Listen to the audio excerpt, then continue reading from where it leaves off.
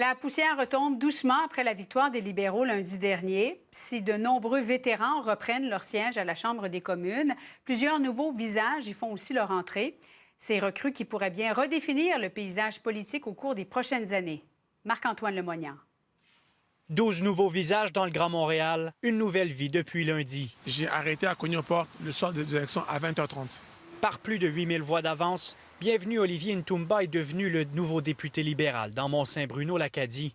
Un moment qu'il attendait depuis longtemps. Quand j'avais 7 ans, j'ai dit à mon père, moi je devais être député.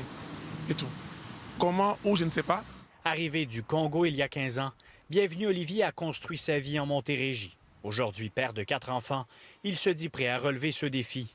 Parler fort pour mon territoire à Ottawa, représenter nos enjeux importants et sur le terrain aussi défendre mes citoyens. Il est l'un des nouveaux visages de la Rive-Sud, tout comme Nathilien Joseph, élu de justesse face au bloquiste sortant Denis Trudel, malgré une controverse sur ses abonnements à des centaines de comptes Instagram à teneur érotique. Il n'a pas répondu à nos demandes d'entrevue.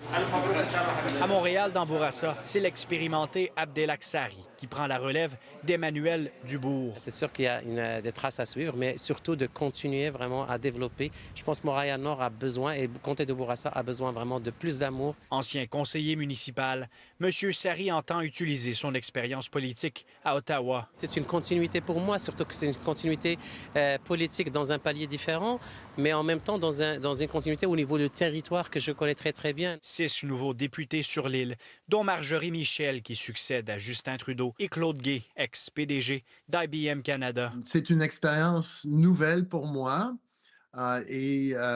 J'entrevois ça avec beaucoup d'impatience, d'énergie, de nervosité. Les libéraux ont aussi remporté 2 anciennes circonscriptions bloquistes sur la rive nord de Montréal, contribuant au succès de Mark Carney au Québec. Marc-Antoine Lemoignant, TVA Nouvelles, à Montréal.